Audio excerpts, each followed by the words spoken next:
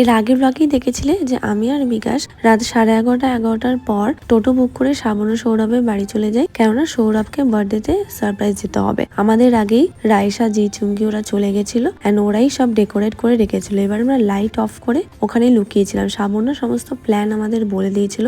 সৌরভ যখন আমাদের দেখেছে, অ্যাকচুয়ালি দেখতে পাইনি, ভয় পেয়ে গেছিল, ভয় দৌড়ে পালিয়ে গেছিল। ওই মোমেন্টটা আমরা কেউ রেকর্ড করতে পারিনি, বাট সেটাই পরে মনে করে আমরা সবাই হাসাহাসি করছিলাম। তবে যাই হোক, সবাই ওকে ভালো করে উইশ করলাম, দেন প্রপারলি সামনাসামনি বসে ওর বার্থডে কেক কাটিং করা হলো। শাবনা ওকে গিফট দিল, রোজ দিল, দেন একটা ছোট করে সেলিব্রেট করা হলো। ওরা যে কেকটা এনেছিল খুব দারুণ ছিল, আমার ভীষণ ভালো লেগেছিল, ডার্ক চকলেট কেক।